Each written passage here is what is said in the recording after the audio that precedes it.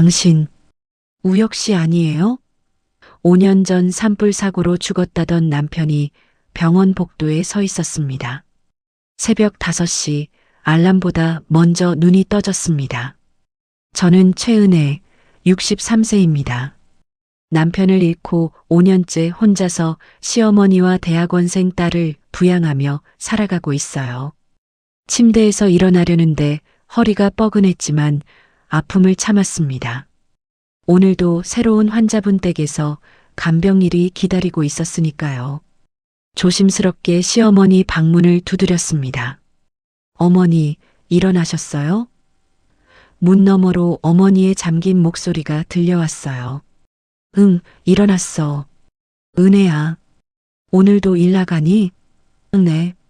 새 환자분이에요.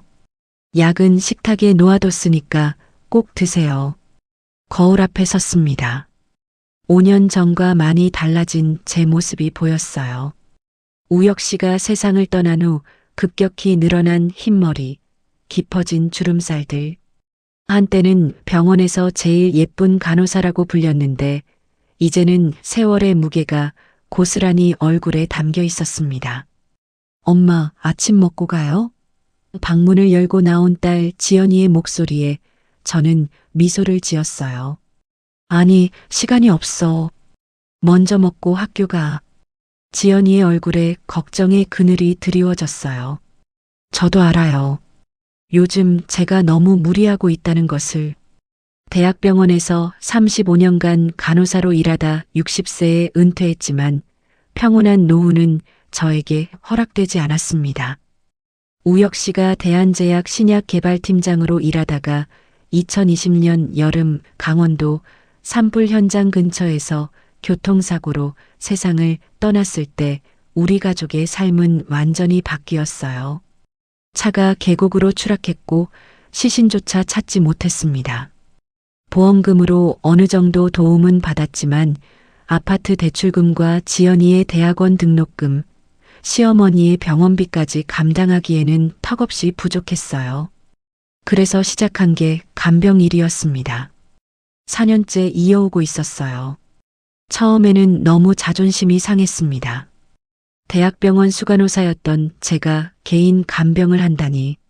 하지만 가족을 위해서라면 자존심 따위는 버릴 수 있었어요.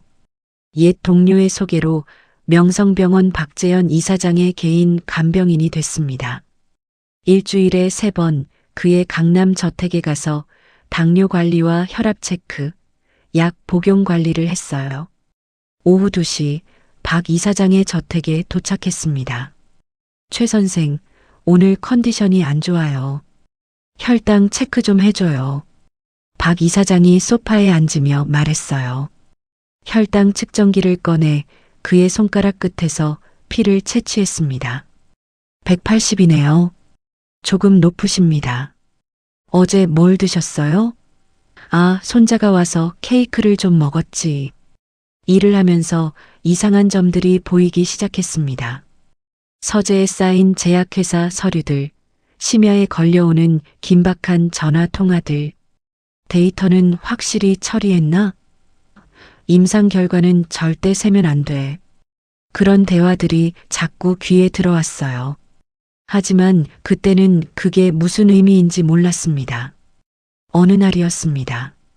박 이사장이 정기 검진을 받으러 명성병원에 가야 한다며 저더러 동행하라고 했어요. 제가 35년간 일했던 바로 그 병원이었습니다. 오랜만에 찾은 병원은 낯설면서도 익숙했어요. 복도를 걷는데 옛 동료들이 반갑게 인사를 건넸습니다. 은혜 언니, 오랜만이에요. 그렇게 담소를 나누며 이사장을 모시고 검사실로 향했어요. 그때였습니다. 누군가 저를 스쳐 지나갔어요. 의료기기 영업사원으로 보이는 남자였습니다. 흰색 셔츠에 검은색 슬랙스, 손에는 카탈로그를 들고 있었죠. 심장이 멈추는 줄 알았습니다. 그 뒷모습, 어깨의 각도, 걸음걸이까지 모든 게 우혁 씨였어요. 아니, 그럴 리가 없어요. 우혁 씨는 5년 전에 죽었는걸요. 은혜 씨, 왜 그래요? 어디 아파요? 박 이사장의 목소리에 정신을 차렸어요. 아, 아닙니다. 잠깐 어지러워서요. 억지로 웃으며 대답했지만 온몸이 떨렸습니다. 검사가 끝나고 진료실로 향하는 동안 제 머릿속은 온통 그 남자 생각뿐이었습니다. 다시 한번 확인해야 했어요. 진료가 끝나길 기다리는 동안 저는 슬쩍 복도로 나왔습니다. 한참을 헤매다 의료기기 전시실 앞에서 그를 발견했어요. 간호사들에게 새로운 장비를 설명하고 있었습니다. 가까이 다가갔습니다. 심장이 터질 듯 뛰었어요. 그가 고개를 들었습니다. 우리의 눈이 마주쳤어요. 순간 그의 얼굴에서 모든 혈색이 사라졌습니다. 그는 분명 저를 알아봤어요. 하지만 곧 아무렇지 않은 척 시선을 돌렸습니다. 제가 먼저 다가갔어요. 저기요. 그가 돌아봤습니다. 가까이서 보니 더 확실했어요. 수염을 기르고 안경을 썼지만 분명 우혁 씨였습니다. 네, 무슨 일이시죠? 그의 목소리마저 우혁 씨 목소리였어요. 5년 동안 꿈에서도 그리던 그 목소리. 당신, 강우혁 씨 아니에요? 제 목소리가 떨렸습니다. 그의 눈이 흔들렸어요. 당황한 기색이 역력했습니다. 죄송하지만 사람을 잘못 보신 것 같습니다. 제 이름은 박진수입니다. 그가 명함을 건넸어요. 아니에요. 당신 목소리, 눈빛, 모든 게 제 남편이에요. 우혁 씨, 왜 이러는 거예요? 제 눈에서 눈물이 흘러내렸습니다. 그가 주변을 재빨리 살폈어요. 여기서 얘기할 수 없어요. 저를 따라오세요. 그가 작은 목소리로 말했어요.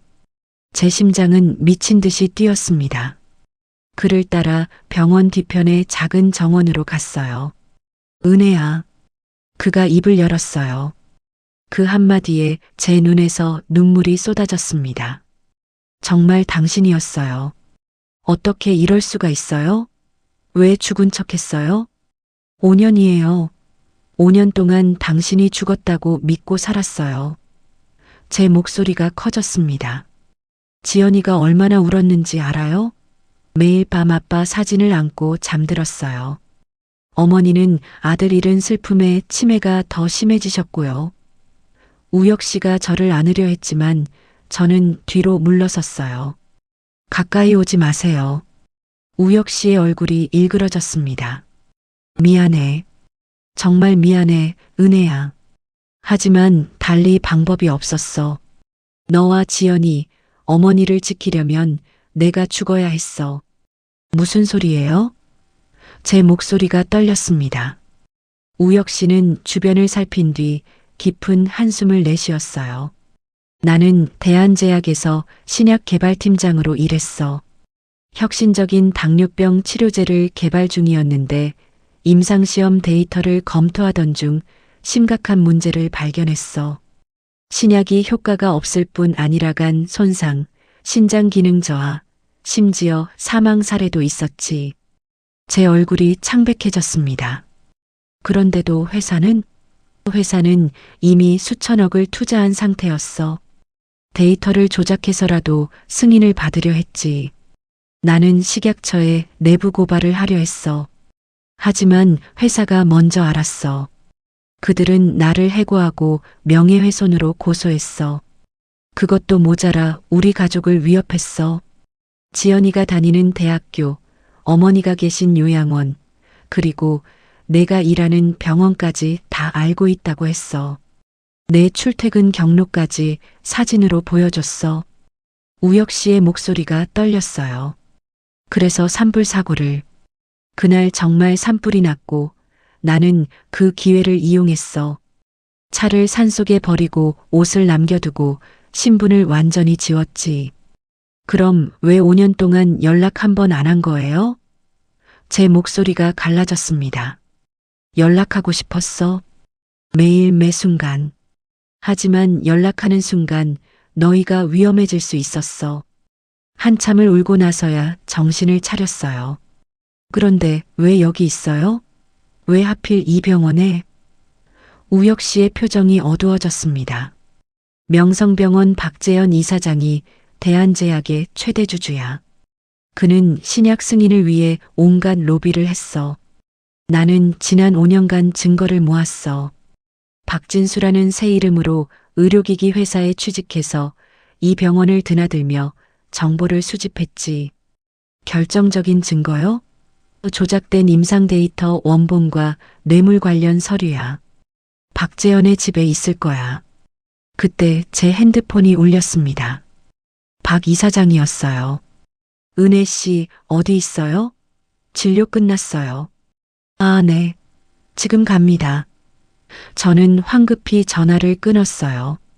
우혁 씨를 바라봤습니다. 저 사람 집에서 일하고 있어요. 박재현 이사장 간병을 제가 하고 있어요. 우혁 씨의 얼굴이 창백해졌습니다. 뭐라고? 당장 그만둬야 해. 아니에요. 오히려 기회예요. 저도 도울 수 있어요. 은혜야, 제발. 당신 혼자만 위험을 감수하게 둘 수 없어요. 5년 동안 혼자 싸웠잖아요.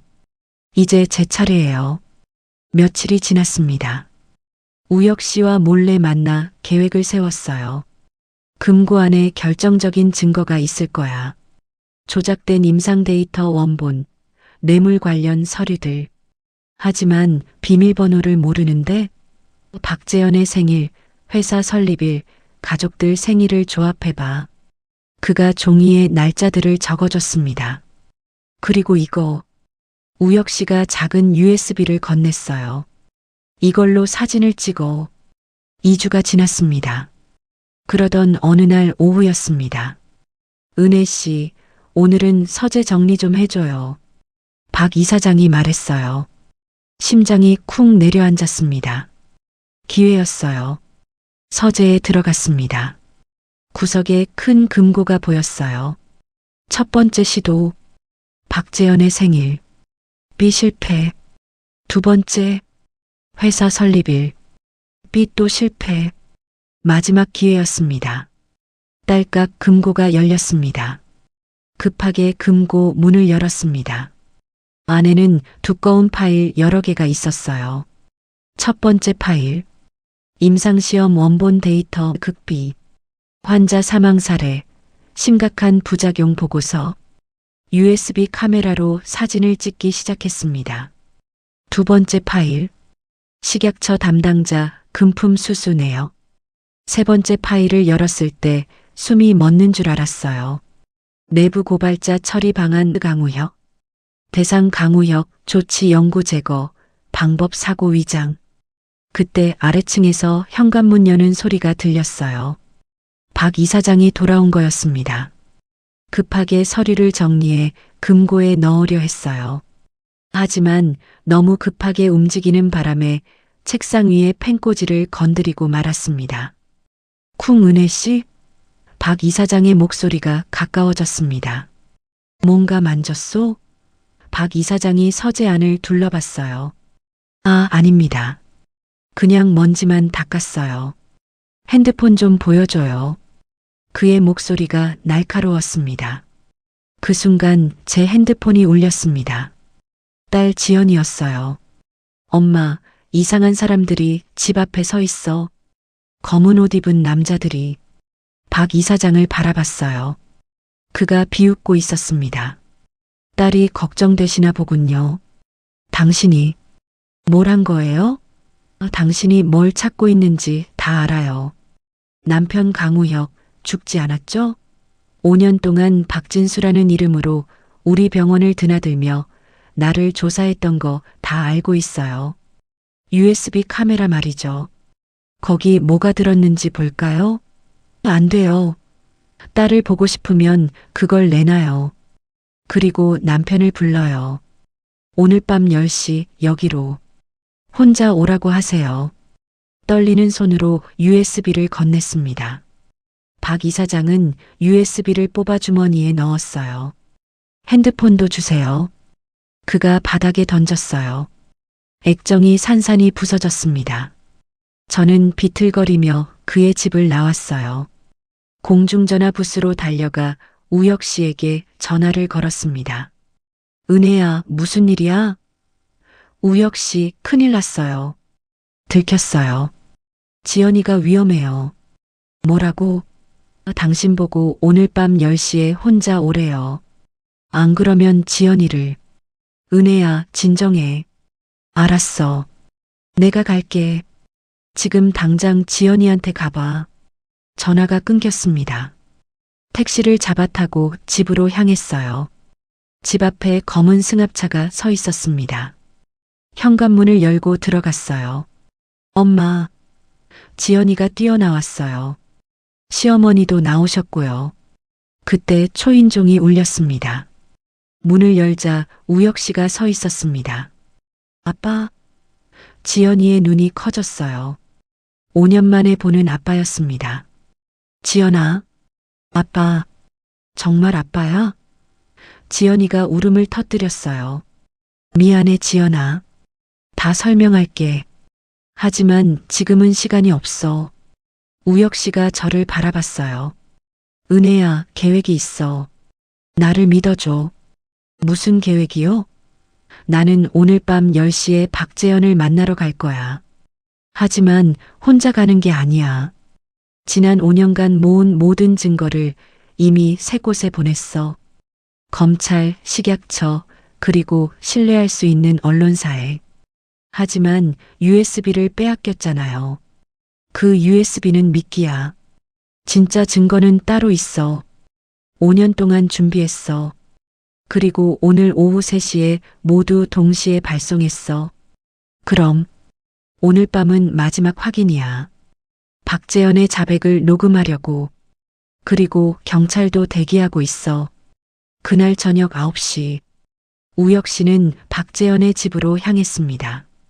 경찰이 우리 집 주변에 배치돼 있었어요. 10시가 됐습니다. 우혁 씨가 박재현의 집 문을 열고 들어갔어요. 어서 오세요, 강우혁 씨. 박재현이 비웃었습니다. 5년 만이네요. 왜 그렇게까지 했습니까? 신약 하나? 5천억 프로젝트야. 승인만 받으면 연 1조 이상의 매출이 보장된 시장이었어. 당신 같은 이상주의자가 그걸 망칠 순 없었지. 그래서 환자들이 죽어도 상관없다? 비즈니스예요. 녹음 잘 됐습니까? 우혁 씨가 녹음기를 꺼냈어요. 이 새끼가. 그 순간 밖에서 사이렌 소리가 들렸습니다. 경찰이다. 경찰들이 들어왔어요. 박재현 씨 약사법 위반, 뇌물공여, 살인교사 혐의로 긴급 체포합니다. 저는 TV로 생중계를 보고 있었어요. 대형 제약 비리 사건 전격 수사. 명성병원 이사장 구속 지연이가 제 손을 꼭 잡았습니다. 엄마, 끝났어. 1시간 후 우혁 씨가 집에 돌아왔어요. 저는 현관문을 열자마자 그를 껴안았어요. 5년 만에 처음으로 마음을 열고 안았습니다. 그날 밤 우리 가족은 오랜만에 함께 식사를 했습니다. 며칠 후 법원에서 박재현의 구속영장이 발부됐습니다. 우혁 씨의 사망 판정도 공식적으로 취소됐어요. 한 달이 지났습니다. 우리는 한강이 보이는 카페에 앉아 있었어요. 건배. 우리는 커피잔을 들었어요. 우리 가족이 다시 함께하게 된 걸 축하하며 창밖으로 노을이 한강을 물들이고 있었어요. 아빠, 사진 찍어요. 지연이가 핸드폰을 꺼냈어요. 다시 모인 우리 가족의 첫 사진이었습니다. 2달이 지났습니다. 박재현과 대한제약 임원들의 1심 선고 공판이 열렸어요. 박재현은 징역 15년을 선고받았습니다. 석 달이 지났습니다. 지연이가 놀라운 소식을 전했어요. 엄마, 아빠, 저 다음 달에 논문 발표해요. 제약 안전관리 시스템 개선 방안이요. 지금 저는 64세입니다. 작년 이맘때 남편을 다시 만났고 함께 거대한 악과 싸워 이겼습니다. 63세의 인생에서 가장 용감한 일을 했어요. 나이는 숫자에 불과하다는 걸 깨달았습니다. 중요한 건 용기와 사랑입니다. 오늘도 저는 우혁 씨와 함께 아침 산책을 나갑니다. 손을 맞잡고 천천히 걷는 평범한 일상. 하지만 이 평범함이 얼마나 소중한지 이제는 알아요. 앞으로도 우리는 함께 걸어갈 것입니다. 사랑하는 것은 용기입니다. 지키려는 것은 힘입니다. 그리고 함께하는 것은 희망입니다. 지금까지 제 이야기를 들어주셔서 감사합니다. 이 이야기가 누군가에게 작은 용기가 되었으면 좋겠습니다. 오늘도 좋은 하루 보내세요. 감사합니다.